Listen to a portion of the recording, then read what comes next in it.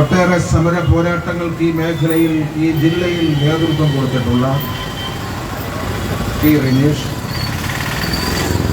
ഈ സമരവേദിയിൽ അണിനിരന്നിട്ടുള്ള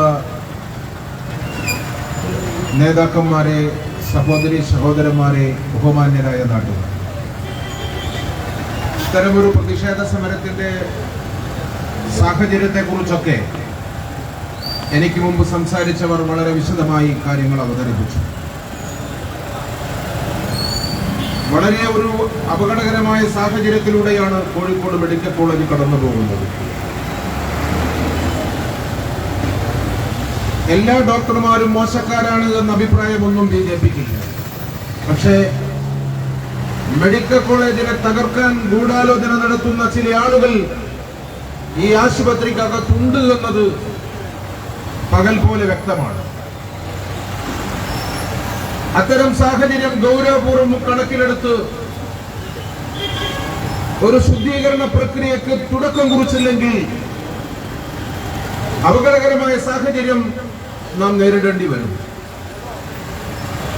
പാവപ്പെട്ടവർ, സാധാരണക്കാർ, മണ്ണിൽ അധ്വാനിക്കുന്നവർ അവരാശ്രയിക്കുന്നത് സർക്കാർ ആശുപത്രികളെയാണ്.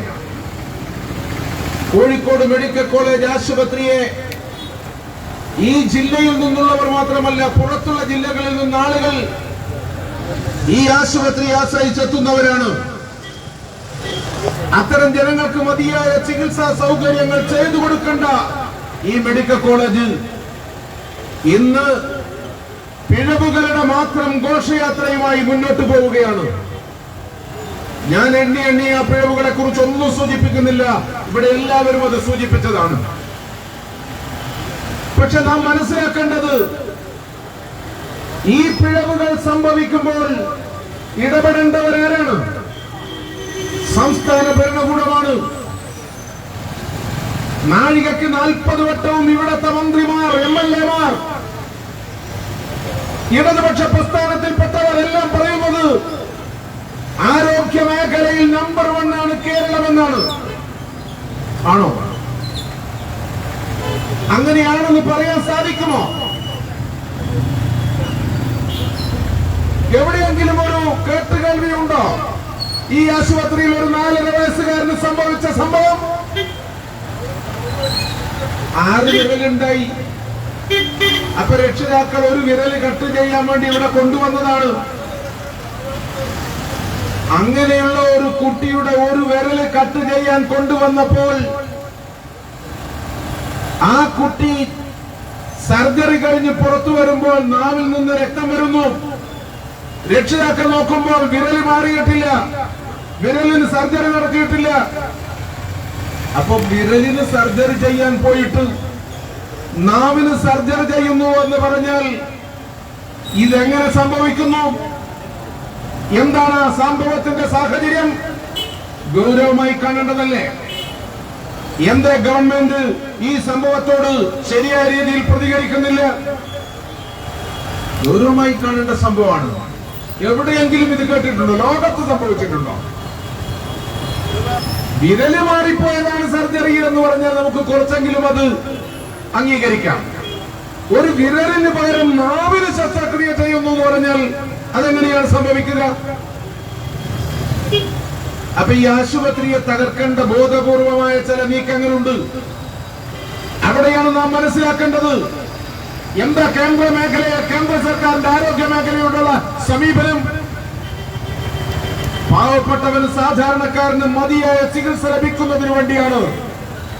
ഒരുപക്ഷെ മാരക രോഗത്തിന് അടിമപ്പെട്ട് ചികിത്സിക്കാൻ കാശില്ലാതെ എല്ലാം വിറ്റുതുളച്ച് തെരുവിൽ കിടക്കേണ്ട അവസ്ഥയിലേക്ക് കുടുംബം മാറുമ്പോഴാണ് നരേന്ദ്രമോദി സർക്കാർ ആയുഷ്മാൻ ഭാരത് പ്രഖ്യാപിച്ച് സാധാരണക്കാരന് കൈത്താങ്ങൊരുക്കിയത്. എന്ന് പറഞ്ഞാൽ 5 ലക്ഷം രൂപ വരെ ആരോഗ്യ ഇൻഷുറൻസ് പരിരക്ഷ നൽകുന്ന ചികിത്സാ സംവിധാനം കൊണ്ടുവന്നത് മോദി സർക്കാരാണ്. അത് ഈ സർക്കാർ നടപ്പിലാക്കാൻ മടി കാണിച്ചതും ഈ കേരളത്തിലാണ്. അന്ത്യശാസനം വന്നതിന് ശേഷമാണ് കാരുണ്യ ഇൻഷുറൻസുമായി ബന്ധിപ്പിക്കാൻ ഇവിടെ ശ്രമിച്ചത് ഈ സർക്കാർ. അതുവരെ ഈ ആരോഗ്യ ഇൻഷുറൻസ് നടപ്പിലാക്കാൻ ശ്രമിച്ചില്ല. കാരണം അത് നടപ്പിലാക്കിയ മോഡി സർക്കാരിന് ഗുണമാകും, BJPക്ക് നേട്ടമാകും. അത്തരം ദുഷ്ടലാക്കോടുകൂടി അതുപോലും നടപ്പിലാക്കാൻ ശ്രമിക്കാത്തവരാണ്. നരേന്ദ്രമോദി സർക്കാർ വന്നതിന് ശേഷം ഈ രാജ്യത്ത് ആരോഗ്യ മേഖലയിൽ ഉണ്ടായ മുന്നേറ്റം നമ്മൾ കാണേണ്ടതല്ലേ? ആവശ്യപ്പെടുന്ന സംസ്ഥാനങ്ങൾക്കെല്ലാം എയിംസ് അനുവദിച്ചു കൊടുത്തുകൊണ്ട് ഒരു ഉന്നത ഇടപെടൽ നടന്നത് നമ്മൾ കാണുന്നു. പക്ഷെ കേരളത്തിൽ എയിംസ് എവിടെ വേണമെന്ന കാര്യത്തിൽ പോലും ഈ സർക്കാർ തീരുമാനമെടുത്തോ? ഞാൻ ചോദിക്കട്ടെ, ഈ മെഡിക്കൽ കോളേജിൽ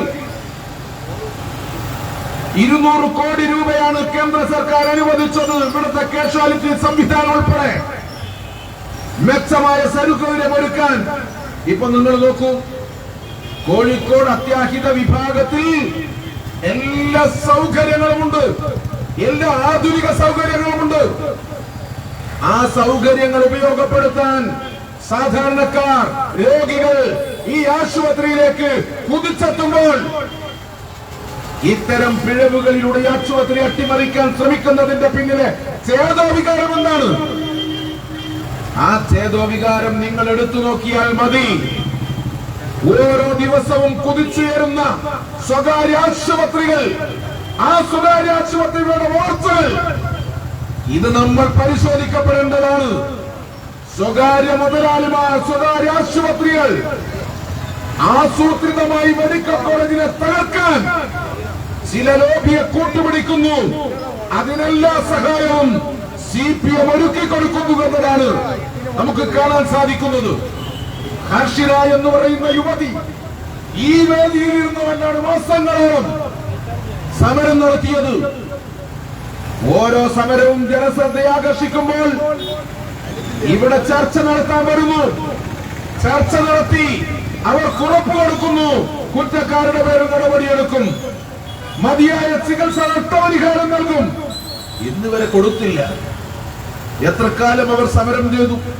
5 വർഷക്കാലത്തിലധികമാണ് മറന്നുവെച്ച കത്രികയുമായി കഠിന വേദന സഹിച്ചുകൊണ്ട് ആഷിര എന്ന് പറയുന്ന സ്ത്രീ ഈ ജീവിതത്തെ മുന്നോട്ട് കൊണ്ടുപോയത്.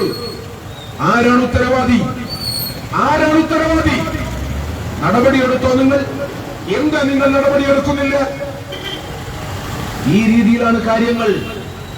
ഒരുപാട് ആളുകൾ പലതും പുറപ്പെട്ടു പറയാൻ ഒരുങ്ങി ഇനിയും രംഗത്ത് വരാനിരിക്കുന്നതേയുള്ളൂ. നിരവധി പ്രസവ കേസുകളിൽ അപാകതയുണ്ട് എന്നത് ഇപ്പൊ ചർച്ച പുറത്തേക്ക് വരികയാണ്. NDMA ഒക്കെ അടിച്ച് സമനില തെറ്റിയിട്ടാണ് പ്രസവമുറിയിൽ ഈ ഡോക്ടർമാർ പോകുന്നതെങ്കിൽ, ശസ്ത്രക്രിയക്ക് പോകുന്നതെങ്കിൽ എന്തായിരിക്കും അവസ്ഥ? വല്ലാത്തൊരവസ്ഥയാണ്. ആളുകൾ ആശങ്കയിലാണ്, ഭയാശങ്കയിലാണ് ജനങ്ങൾ, രോഗികൾ. ഈ രീതിയിലേക്ക് ഈ ആശുപത്രിയെ തകർക്കാൻ അനുവദിച്ചു കൊടുത്തുകൂടാ.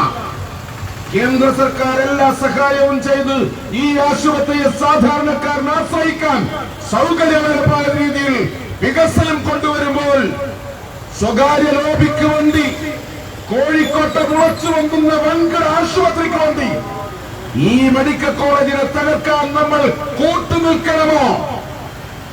ഞങ്ങൾ മാർക്സിസ്റ്റ് പാർട്ടിയോടും കോൺഗ്രസിനോടും ഇടതും വലതും മുന്നണികളോട് ഞങ്ങൾ ചോദിക്കാൻ ആഗ്രഹിക്കുന്നത്, ഒരുമിച്ചുള്ള പോരാട്ടത്തിന് നിങ്ങൾ തയ്യാറുണ്ടോ? ഞങ്ങൾക്ക് രാഷ്ട്രീയ താല്പര്യമില്ല. മറിച്ച് മെഡിക്കൽ കോളേജിൽ പാവപ്പെട്ടവന്, സാധാരണക്കാരന് ആധുനിക സൗകര്യങ്ങൾ ലഭിക്കണം, ചികിത്സാ സൗകര്യം ലഭിക്കണം. അവന് സ്വകാര്യ ആശുപത്രിയിൽ പോകാൻ കാശില്ല. അങ്ങനെ വരുന്നവർക്ക് സൗകര്യം കൊടുക്കണ്ടേ? ഇപ്പോൾ ആരോഗ്യ ഇൻഷുറൻസ് അടക്കമുണ്ടായിട്ടും വില കൂടിയ മരുന്നുകൾ പുറത്തേക്കെഴുതുന്ന ഡോക്ടർമാർ ഈ ആശുപത്രിയിലില്ലേ? ഈ ആശുപത്രിയിൽ മെഡിക്കൽ സൗകര്യം ഒരുക്കുന്നുണ്ടോ? എവിടെയാണ് വിളിച്ച ചർച്ച ചെയ്യണ്ടേ? എന്താ കേന്ദ്ര സർക്കാരിന്റെ സമീപനം? പാവപ്പെട്ടവന്, സാധാരണക്കാരന്, ആ ആളുകൾക്ക് മെഡിക്കൽ ബില്ല് വലുതാണ്. അത്തരം ആളുകളെ സഹായിക്കാനാണ് ജനൌഷധി കേന്ദ്രം നരേന്ദ്രമോദി സർക്കാർ ഇന്ത്യ രാജ്യത്തുടനീളം ആരംഭിച്ചത്. ആർക്ക് വേണ്ടി? പാവപ്പെട്ടവന് വേണ്ടി. ആ ജനൌഷധി കേന്ദ്രത്തിൽ ഇന്ന് ആളുകൾ ക്യൂ നിൽക്കുകയാണ്. 1000 രൂപ 2000 രൂപ കൊടുക്കേണ്ട മരുന്നിന് 50ഉം 100ഉം രൂപ കൊടുത്ത് കിട്ടുന്ന സാഹചര്യം ഒരുക്കിയത് നരേന്ദ്രമോദി സർക്കാർ വന്നതിന് ശേഷമാണ്. അതുകൊണ്ടാണ് ഞാൻ സൂചിപ്പിച്ചത്, കേന്ദ്രം ആരോഗ്യ മേഖലയെ സംരക്ഷിച്ച് പാവപ്പെട്ടവന്റെ കേന്ദ്രമാക്കി പാവപ്പെട്ടവൻ എല്ലാ ആധുനിക സൗകര്യങ്ങളും ചികിത്സാ സൗകര്യങ്ങളും ലഭിക്കാൻ ആവശ്യമായ സൗകര്യങ്ങൾ ചെയ്യുമ്പോഴാണ് മാർക്സിസ്റ്റ് പാർട്ടി നേതൃത്വം കൊടുക്കുന്ന ഈ കേരളത്തിൽ ആരോഗ്യ മേഖലയെ തകർക്കുന്നതാണ് ഇത്തരം സമീപനങ്ങൾ. ഇത്തരം ആരോഗ്യ മേഖലയെ തകർത്ത് സ്വകാര്യ മേഖലയെ വളർത്താൻ ശ്രമിക്കുകയാണ്. ഞാൻ പല കോഴിക്കോട് ജില്ലയിലെ സ്വകാര്യ സർക്കാർ ആശുപത്രികളുടെയും അവസ്ഥ ഇത് തന്നെയാണ്. ഇത് ആസൂത്രിതമായ നീക്കമാണ്. ആ നീക്കം തകർക്കപ്പെടണമെന്നതാണ് ഈ പ്രക്ഷോഭത്തിന്റെ ലക്ഷ്യം തന്നെ. അവിടെയാണ് ബിജെപിയുടെ ജില്ലാ സെക്രട്ടറി തന്നെ കോഴിക്കോട്ടെ കൗൺസിലർ കൂടിയായിട്ടുള്ള ഒട്ടേറെ സമര പോരാട്ടങ്ങൾക്ക് യുവമോർച്ചയുടെ നേതൃത്വത്തിൽ ഈ അറിയപ്പെടുന്ന സമരങ്ങൾക്ക് നേതൃത്വം കൊടുത്ത ഈ റെനീഷിനെ തന്നെ ഈ സമരമുഖത്തേക്ക് പാർട്ടി കൊണ്ടുവന്നത് ഇതൊരു വലിയ വിഷയമായി ഉയർത്തുന്നതിന് വേണ്ടി തന്നെയാണ്. അതുകൊണ്ട് ഇതൊരു സഹന സമരമാണ്, ഗാന്ധിയൻ സമരമുറയാണ്. അതുകൊണ്ട് വരാനിരിക്കുന്ന വലിയ പ്രക്ഷോഭത്തിന് തുടക്കം കുറിക്കുന്ന ഈ സഹന സമരം നല്ല രീതിയിൽ ജനങ്ങളുടെ പിന്തുണയോടുകൂടി ഈ സമരം നമുക്ക് വിജയിപ്പിക്കാൻ സാധിക്കണം. വരും നാളുകളിൽ ഈ സഹനത്തിലൂടെ നമുക്ക് നേടുന്ന ഊർജം അത് സാധാരണക്കാരുടെ ആശുപത്രിയെ സംരക്ഷിക്കാൻ നമുക്ക് മുന്നോട്ട് കൊണ്ടുപോകാൻ സാധിക്കട്ടെ. റിനീഷിന്റെ ഉപവാസ സമരത്തിലൂടെ കോഴിക്കോട് മെഡിക്കൽ കോളേജിന്റെ ചരിത്രം മാറ്റിയെഴുതാൻ സാധിക്കട്ടെ എന്ന് മാത്രം ആശംസിച്ചുകൊണ്ട് ഞാൻ എന്റെ വാക്കുകൾ നിർത്തുന്നു. ജയ് ഭാരത്.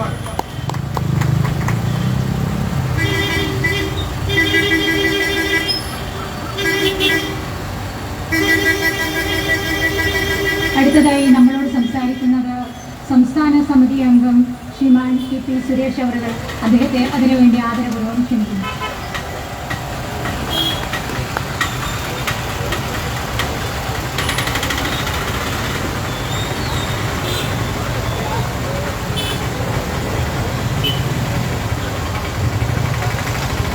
ആദരണീയനായ ഈ സമര പ്രക്ഷോഭ പരിപാടിയുടെ അധ്യക്ഷ നോർത്ത് മണ്ഡലം പ്രസിഡന്റ് ശ്രീമതി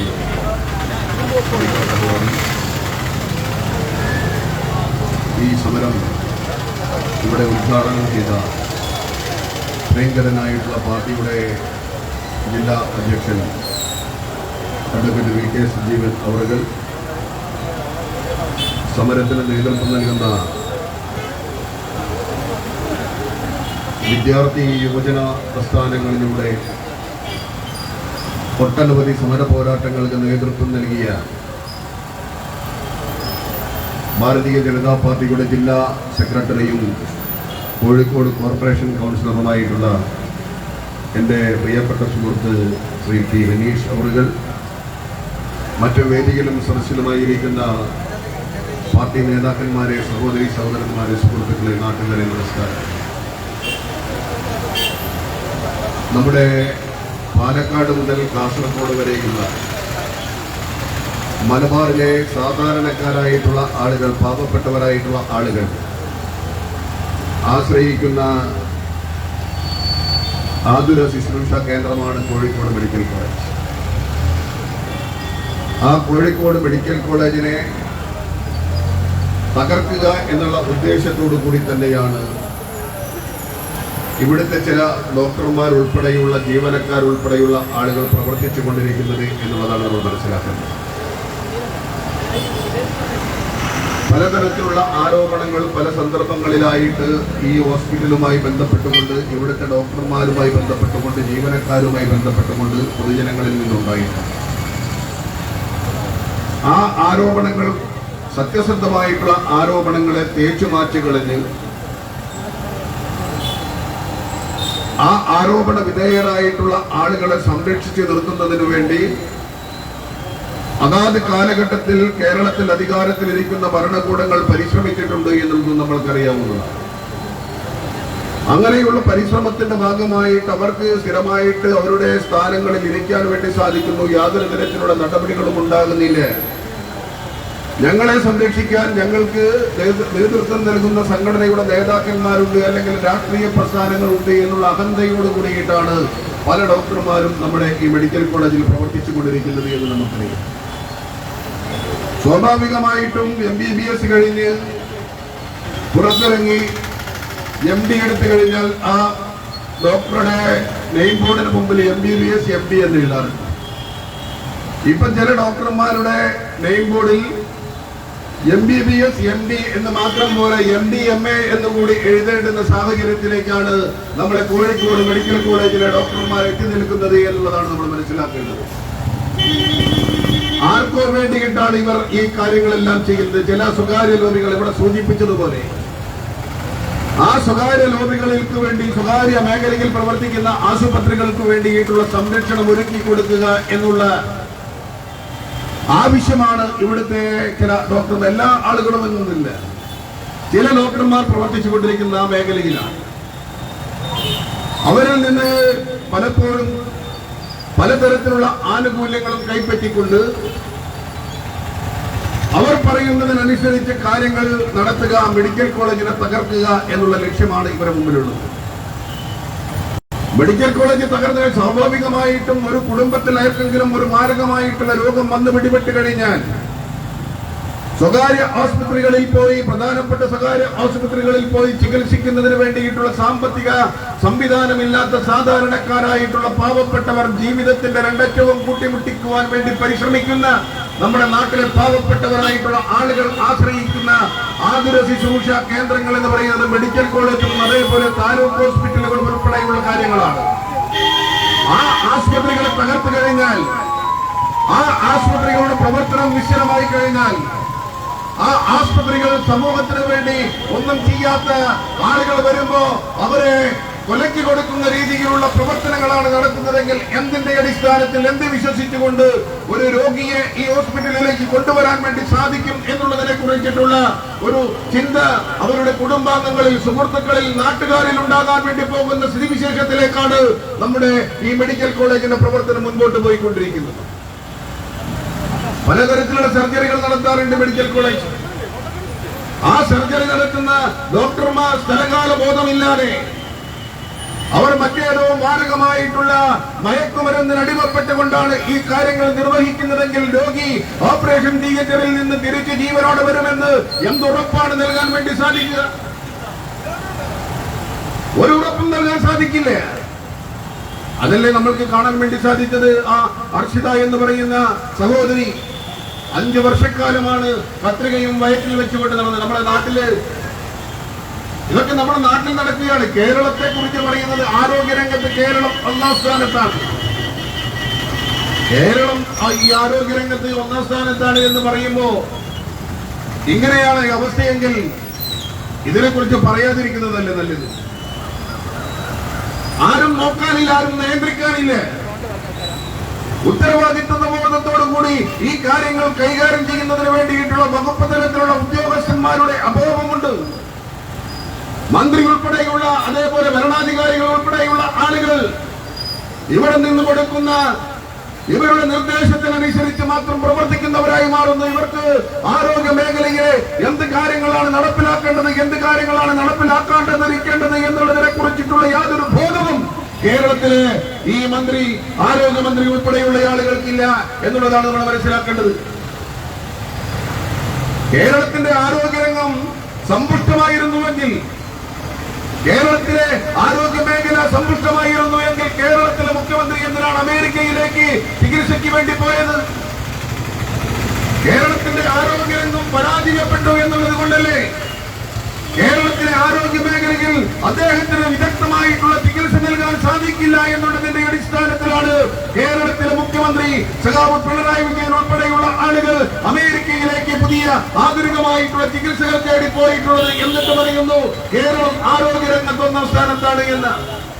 കേരളം ആരോഗ്യരംഗത്ത് 1ാം സ്ഥാനത്താണ് എങ്കിൽ കേരളത്തിലെ മുഖ്യമന്ത്രി ഉൾപ്പെടെയുള്ള ആളുകൾ കേരളത്തിലെ സർക്കാർ ആശുപത്രികളിൽ ചികിത്സയ്ക്ക് വേണ്ടി പോയിക്കൊണ്ട് മാതൃക കാണിക്കേണ്ടിയിരുന്നു. ആ മാതൃക കാണിക്കില്ല എന്ന് മാത്രമല്ല, സാമ്രാജ്യത്വത്തിന്റെ അപ്പോസ്തലന്മാരാണ് എന്ന് രാജ്യരാമാനും വിളിച്ചു പറയുന്ന അമേരിക്കക്കാരന്റെ ചികിത്സ തേടിപ്പോയ കമ്മ്യൂണിസ്റ്റ് പാർട്ടിയുടെ അഭിനവ ക്രൂസ്കേവാണ് കേരളത്തിലെ മുഖ്യമന്ത്രി പിണറായി വിജയനെന്ന് പറയാതിരിക്കാൻ നിർവാഹമില്ല എന്നുള്ളതാണ് നമ്മൾ മനസ്സിലാക്കേണ്ടത്. പല മന്ത്രിമാരും MLA-മാരും അതേപോലെ പാർട്ടി നേതാക്കന്മാരും എല്ലാം വിദേശ രാജ്യങ്ങളിലേക്കാണ് ചികിത്സയ്ക്ക് വേണ്ടി പോകുന്നത്. വിദേശ രാജ്യങ്ങളിലേക്ക് ചികിത്സയ്ക്ക് വേണ്ടി പോകുന്നു. ഇവരാണ് കേരളത്തിലെ ആരോഗ്യരംഗം സമ്പുഷ്ടമാണ് എന്ന് പറയുന്നത്. ഈ സമ്പുഷ്ടമല്ലാത്ത ആരോഗ്യ മേഖലയെ തകർത്തുകൊണ്ടിരിക്കുന്ന, കേരളത്തിന്റെ ആരോഗ്യ മേഖലയെ തകർത്തുകൊണ്ടിരിക്കുന്ന ഈ ഭരണകൂടത്തിന്റെ പിടിപ്പുകാരനെതിരായിട്ടുള്ള പോരാട്ടമാണ് എന്റെ സുഹൃത്തുൾപ്പെടെയുള്ള പാർട്ടി നേതാക്കന്മാർ ഇവിടെ നടത്തിക്കൊണ്ടിരിക്കുന്നത്. ഈ ഗവൺമെന്റിൽ ഒരു വിശ്വാസവും രാജ്യത്തെ ജനങ്ങൾക്ക് ഇല്ലാതായിക്കൊണ്ടിരിക്കുന്നു. ഒരു വിശ്വാസവും ഇല്ലാതായിക്കൊണ്ടിരിക്കുന്നു. എല്ലാ മേഖലയിലും കെടുകാര്യസ്ഥതയുടെ പ്രതീകങ്ങളായി കേരളത്തിലെ ഓരോ ഡിപ്പാർട്ട്മെന്റും മാറിക്കൊണ്ടിരിക്കുന്നു എന്നുള്ളതാണ് നമുക്ക് കാണാൻ വേണ്ടി സാധിക്കുന്നത്. ഏത് മേഖലയിലാണ് ഏത് സ്വയം പര്യാപ്തത കൈവരിക്കാൻ വേണ്ടി സാധിച്ചിട്ടുള്ള ഒരു വകുപ്പ് കേരളത്തിലുള്ളത്? ഒരു വകുപ്പിനും കേരളത്തിൽ സ്വയം പര്യാപ്തത കൈവരിച്ചുകൊണ്ട് പ്രവർത്തിക്കുന്ന ഒരു വകുപ്പും കേരളത്തിലെ പിണറായി വിജയന്റെ നേതൃത്വത്തിലുള്ള ഗവൺമെന്റിന് കീഴിൽ പ്രവർത്തിക്കുന്നില്ല എന്നുള്ളതാണ് നമ്മൾ മനസ്സിലാക്കേണ്ടത്. കഴിഞ്ഞ 4 ദിവസം മുമ്പ് കുറ്റിക്കാട്ടൂരിൽ ഒരു കുട്ടി 18-19 വയസ്സ് മാത്രം പ്രായമുള്ള ഒരു വിദ്യാർത്ഥി ഒരു കടയിൽ കയറി നിന്നപ്പോ ആ കുട്ടി അവിടെ ഷോക്കേറ്റ് മരിച്ചു. ഷോക്കേറ്റ് മരിച്ചത് സ്വാഭാവികമായിട്ടുള്ള ഒരു സംഭവമല്ല. ആ കടയുടെ ഉടമ പല തവണയായി ഇലക്ട്രിസിറ്റി ബോർഡിലെ ഉദ്യോഗസ്ഥന്മാരോട് ഇങ്ങനെ ഷോക്കടിക്കാനുള്ള സാധ്യതയുണ്ട്, വൈദ്യുതി ഷോക്കുണ്ട്, അതുകൊണ്ട് അടിയന്തരമായിട്ട് അതിന് പരിഹാരം ഉണ്ടാക്കണമെന്ന് ആവശ്യപ്പെട്ടു എന്ന് കടയുടമ ദൃശ്യമാധ്യമങ്ങളോട് പറയുന്നത് നമ്മൾ കണ്ടു. നാട്ടുകാർ പറയുന്നത് നമ്മൾ കണ്ടു. പക്ഷേ ഈ വൈദ്യുതി ബോർഡിലെ ജീവനക്കാർ അത് മുഖവിലക്കെടുക്കാതെ അത് പുല്ലുവില കൊടുത്തതുകൊണ്ട് പാവപ്പെട്ട ഒരു കുടുംബത്തിന്റെ അത്താണിയായി നാളെ മാറേണ്ടിയിരുന്ന ഒരു ചെറുപ്പക്കാരൻ, ഒരു വിദ്യാർത്ഥി ആ കടത്തിണ്ടെങ്കിൽ പിടഞ്ഞു വീണ് മരിച്ചത് നമുക്ക് കാണാൻ സാധിച്ചു. എന്താണ് ഇതിനുള്ള ദാക്ഷ്യത്തിന് കാരണം? ഞങ്ങൾ പ്രവർത്തിക്കുന്ന മേഖലയിലുള്ള സംഘടനാ സംവിധാനം ഈ ഭരണകൂടത്തെ നിയന്ത്രിക്കുന്ന സംവിധാനങ്ങളാണ് എന്നുള്ളതാണ് ഇവിടുത്തെ പല ഉദ്യോഗസ്ഥന്മാരുടെയും ജീവനക്കാരുടെയും നിലപാടുകൾ എന്നുള്ളതാണ് നമ്മൾ മനസ്സിലാക്കേണ്ടത്. എല്ലാ മേഖലയിലും തകർന്നടിഞ്ഞ, എല്ലാ അർത്ഥത്തിലും തകർന്നടിഞ്ഞ ഒരു ഗവൺമെന്റാണ് കേരളത്തിൽ അധികാരത്തിലിരിക്കുന്നത്. ആ ഗവൺമെന്റ് നേതൃത്വം നൽകുന്ന ഏത് കേന്ദ്രങ്ങളിൽ നിന്നും നീതി നടപ്പാകുമെന്ന് നമ്മൾക്ക് പ്രതീക്ഷിച്ചിട്ടൊരു കാര്യവുമില്ല എന്നുള്ളതാണ് നമ്മൾ മനസ്സിലാക്കുന്നത്. നിങ്ങൾക്കറിയാമോ, നമ്മുടെ നാട്ടിൽ പേപ്പട്ടിയുടെ ശല്യം വളരെ രൂക്ഷമായിട്ടുണ്ട്. ആ പേപ്പട്ടി ശല്യത്തിൽ പല ആളുകളെയും നായ കടിക്കുമോ പട്ടി കടിക്കുമ്പോ അവർക്ക് വാക്സിൻ കൊടുക്കുന്നു, പ്രതിരോധ വാക്സിൻ.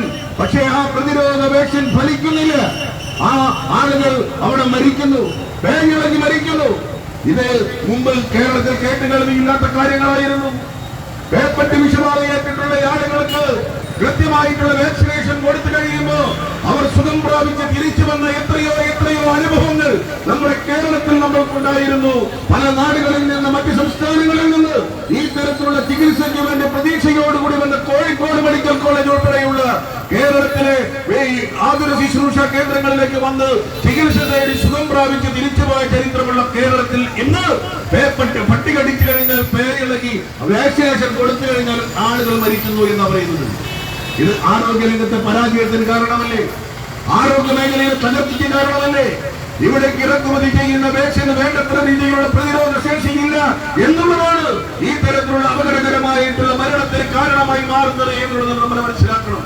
അങ്ങനെ എല്ലാ മേഖലയിലും, എല്ലാ തലത്തിലും തകർന്നടിഞ്ഞിട്ടുള്ള ഈ ഗവൺമെന്റിനെതിരായിട്ടുള്ള, ഈ ഭരണകൂടത്തിനെതിരായിട്ടുള്ള, ഈ ഭരണകൂട ചെയ്തികൾക്കെതിരായിട്ടുള്ള പോരാട്ടമാണ് ഈ മെഡിക്കൽ കോളേജിന്റെ പരിസരത്ത് ഭാരതീയ ജനതാ പാർട്ടിയുടെ ജില്ലാ സെക്രട്ടറി പ്രിയപ്പെട്ട റിലീസ് നടത്തിക്കൊണ്ടിരിക്കുന്ന ഈ ഉപവാസ സമരം. ആ സമരത്തിന് നിങ്ങളുടെ എല്ലാവരുടെയും നാട്ടുകാരുടെ കലവറിയില്ലാത്ത പിന്തുണയുണ്ടാകണം.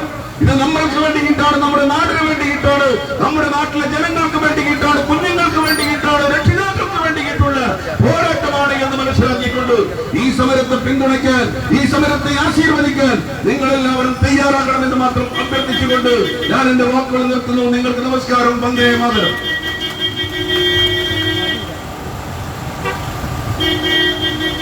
അടുത്തതായി നമ്മളോട് സംസാരിക്കുന്നത് മേഖലാ ട്രഷറർ ആദരണീയായിട്ടുള്ള TV ഉണ്ണികൃഷ്ണൻ അവറുകളാണ് അദ്ദേഹത്തെ ആദരപൂർവ്വം ക്ഷണിക്കുന്നത്.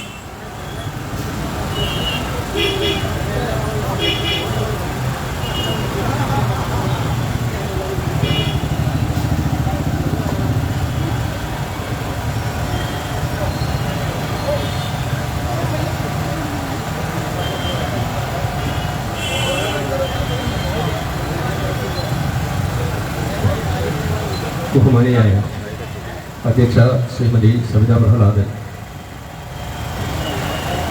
യാതുതാലയത്തിൻ്റെ മുന്നിൽ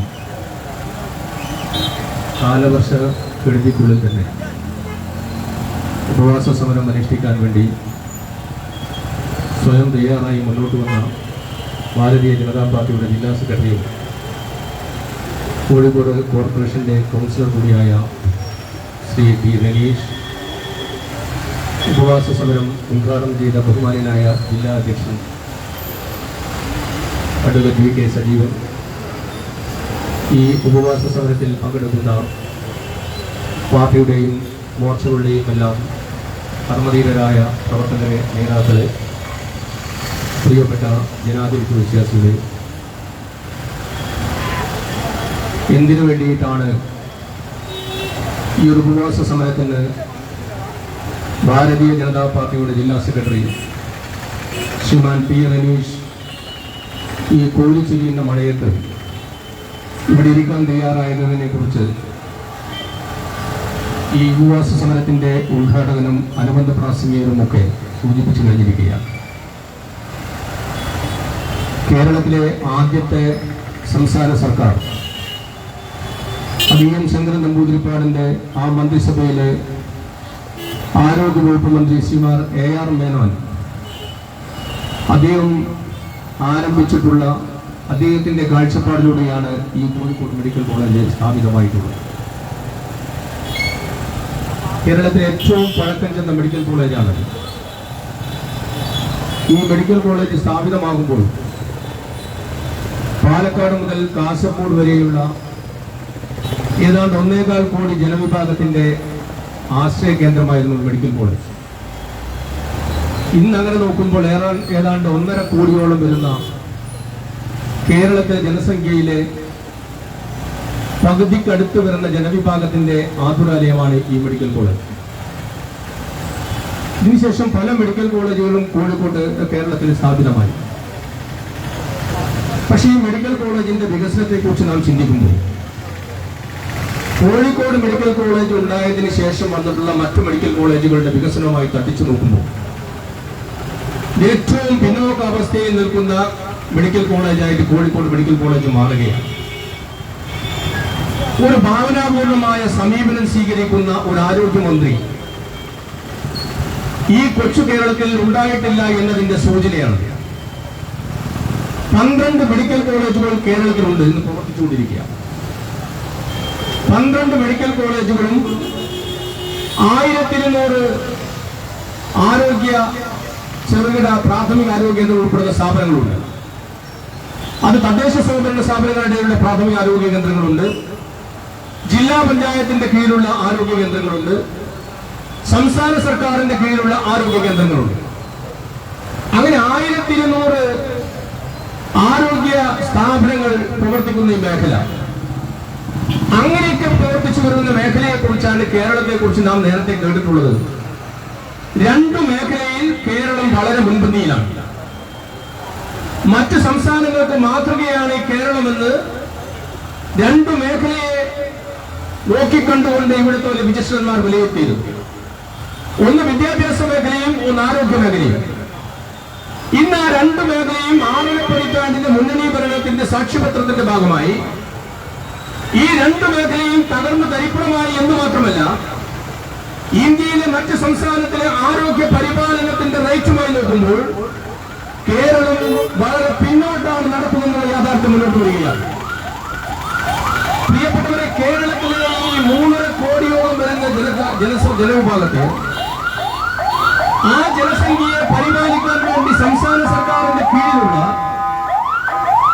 ആകെ ഡോക്ടർമാർ 6000 പേരാണ്.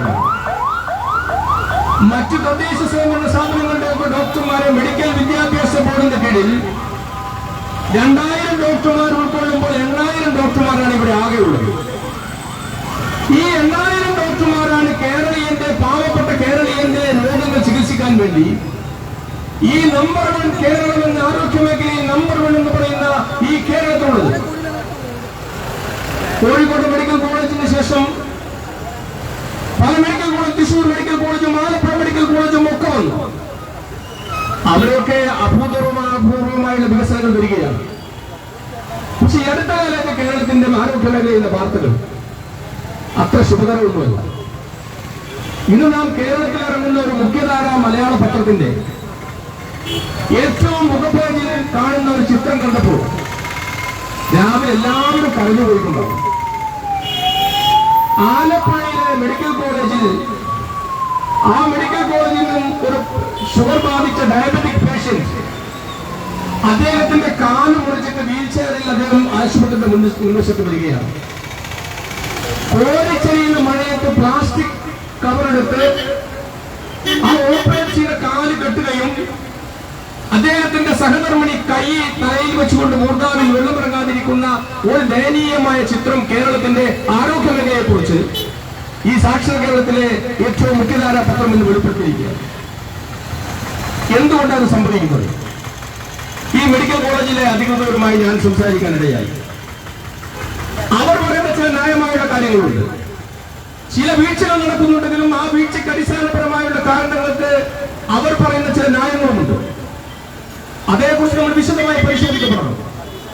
1965 സ്റ്റാഫ് പേറ്റേൺ 965 നിശ്ചയിക്കപ്പെട്ട ഉദ്യോഗസ്ഥരിൽ നിന്നും ഒരു ഉദ്യോഗസ്ഥനെ പോലും കൂടുതൽ നിയമിക്കാൻ കേരളത്തിലെ സംസ്ഥാന സർക്കാരുകൾ തയ്യാറായില്ല. 600-800 പേരാണ് ഇവിടെ ഉദ്യോഗസ്ഥന്മാരായിട്ടുള്ളത്.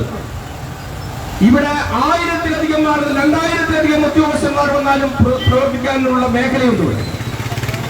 നേരത്തെ ഇവിടെ സൂചിപ്പിച്ചത് പ്രധാനമന്ത്രിയുടെ ഔദാര്യം കൊണ്ട് കേന്ദ്ര സർക്കാർ 192 കോടി രൂപ കൊടുത്ത് പ്രധാനമന്ത്രി സ്വാസ്ഥ്യ സുരക്ഷാ യോജനയിലൂടെ അത്യാധുനിക കാഷ്വാലിറ്റിയും എമർജൻസി സെന്ററും ഒക്കെ ഉണ്ടാക്കി അവിടെ പ്രവർത്തനം ആരംഭിച്ചപ്പോൾ സൂപ്രണ്ട് പറയുന്ന അവിടെ പ്രവർത്തിപ്പിക്കാനുള്ള ഉദ്യോഗസ്ഥന്മാരില്ല. ഒരു പാവപ്പെട്ട രോഗികളെ ചികിത്സിക്കാനുള്ള ഉദ്യോഗസ്ഥന്മാരെ, ഡോക്ടർമാരെ, അനുബന്ധ ഉദ്യോഗസ്ഥന്മാരെ നൽകാതെ ഈ ആശുപത്രി എങ്ങനെ വികസിക്കും? ഈ ഒരു നമ്മുടെ മഴക്കാലത്തിന്റെ വലിയ കാഠിന്യമൊന്നും കർക്കിടക മാസത്തിലൊന്നും നമ്മൾ എത്തിയിട്ടൊന്നുമില്ല. ഇടവപ്പാതിയിൽ പെയ്തിട്ടുള്ള ഒരു മഴയിൽ മഴക്കാല പൂർവ്വകാല ശുചീകരണത്തിന്റെ ഭാഗമായി ഓടകൾ വൃത്തിയാക്കുന്നതിന്റെ പേരിൽ കുട്ടികളും അമ്മമാരും ചികിത്സ അനുഭവിക്കുന്ന IMCHന്റെ കാഷ്വാലിറ്റിയിലേക്കാണ് ഈ ഓടയിൽ നിന്നും വെള്ളം കയറി അവിടെ നിന്നും ഫയർഫോഴ്സിന്റെ ഉദ്യോഗസ്ഥന്മാർ വെള്ളമടിച്ച് പുറത്തേക്ക് കളയുന്ന രൂപം നാം കാണുന്നത്. എന്താരോഗ്യ സംരക്ഷണമാണ് നമ്മുടെ സംസ്ഥാന സർക്കാർ പ്രതീക്ഷിക്കുന്നത്? 5 വർഷക്കാലം ഒരു സ്ത്രീ കത്രികയുമായി തന്റെ വയറ്റിൽ ജീവിക്കുകയും 5 വർഷത്തിന് ശേഷം 2 വർഷത്തിനുള്ളിൽ 6 ശസ്ത്രക്രിയക്ക് വിധേയമായ നർഷീന എന്ന് പറയുന്ന യുവതി ഈ യാതൊരാലയത്തിന്റെ മുന്നിൽ ഒരുപാട് ദിവസങ്ങൾ സമരം ചെയ്യുകയുണ്ടായി. 2 വർഷത്തിനുള്ളിൽ അവർ 7 വർഷത്തിനിടയിൽ 5 വർഷം കത്രിക വയറ്റിലും 2 വർഷത്തിനുള്ളിൽ 6 ശസ്ത്രക്രിയയാണ് അവർക്ക് നടത്തിയിട്ടുള്ളത്. നമ്മുടെ ആരോഗ്യവകുപ്പ് മന്ത്രി വീണ ജോർജ് വന്നിട്ട് പറഞ്ഞ അർഷീനക്കൊപ്പമാണ് ഞങ്ങൾ. ഒരു നയാ പൈസ അർഷീനയുടെ കുടുംബത്തിന് സഹായം കൊടുത്തു. ഇവർ എവിടെയെങ്കിലും ആധുനികമായ ചികിത്സാ സംവിധാനം അവർ ഏർപ്പെടുത്തി കൊടുത്തു. അങ്ങനെ ഓരോ ഉറപ്പും കൊടുത്ത് അവരുടെ സമരങ്ങൾ പരാജയപ്പെടുത്തിയതിനു ശേഷം അവർ ഈ യാതൊരാലയത്തിന്റെ മുന്നിൽ നിന്ന് സമരമാർഗം കോഴിക്കോട്ടെ പോലീസ് കമ്മീഷണർ ഓഫീസിന്റെ മുമ്പിലേക്ക് മാറ്റുകയുണ്ടായി. അവിടെയും വാഗ്ദാനം കൊടുത്തു എന്നല്ലാതെ ഇതുവരെ പരിഹരിക്കപ്പെട്ടിട്ടില്ല. നേരത്തെ സുരേഷ് സൂചിപ്പിച്ചു,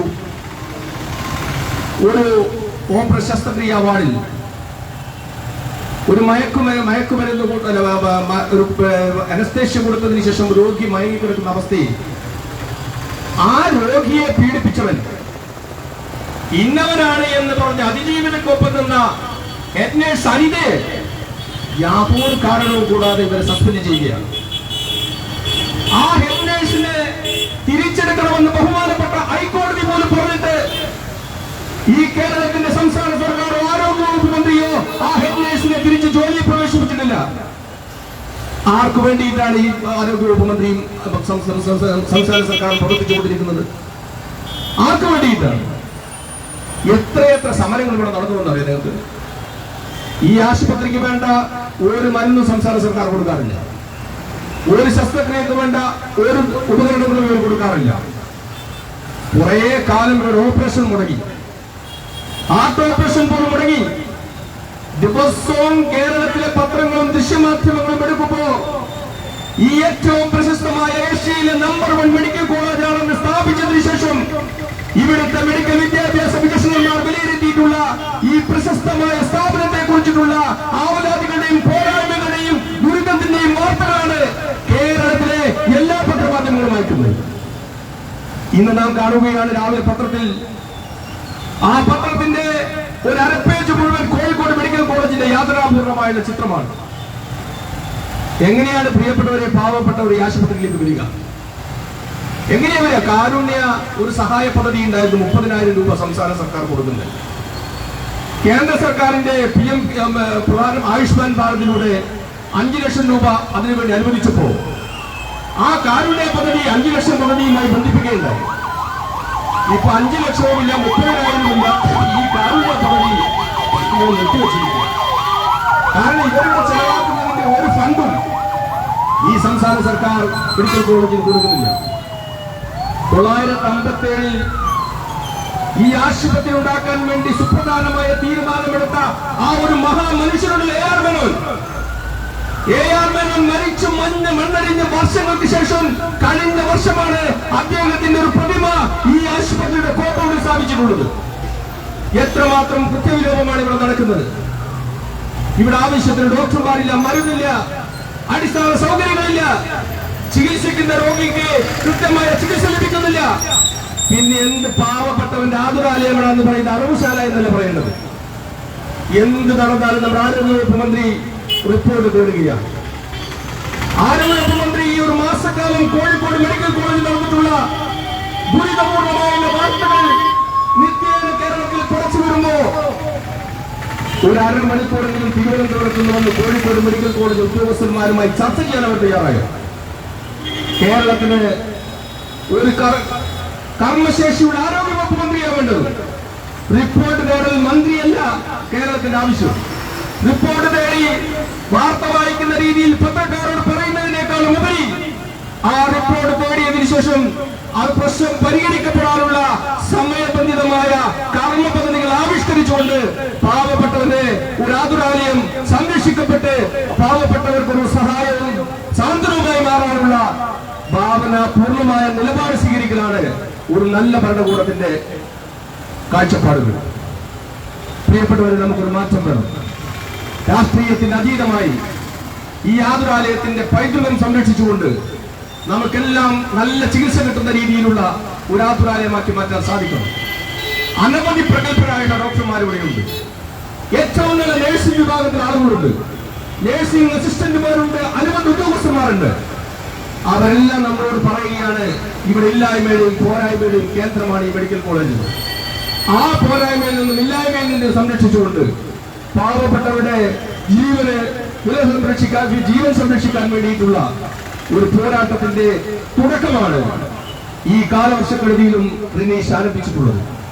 ഇത് ഭാരതീയ ജനതാ പാർട്ടി ഏറ്റെടുത്തുകൊണ്ട് ഈ മലബാറിലെ മുഴുവൻ ആളുകളുടെയും ആശയകേന്ദ്രം ഇത് കേരളത്തിന്റെ ആരോഗ്യ മേഖലയിലെ സമഗ്രമായിട്ടുള്ള ചികിത്സ നൽകുന്ന ഒരു കേന്ദ്രമാക്കി മാറ്റാനുള്ള പ്രക്ഷോഭവും അതിനുവേണ്ട പദ്ധതി നിർദ്ദേശവും ഒക്കെ നൽകി ഈ കോഴിക്കോട് മെഡിക്കൽ കോളേജിന്റെ യശസ് നിലനിർത്താനുള്ള പോരാട്ടം നാം നടത്തേണ്ടതുണ്ട്.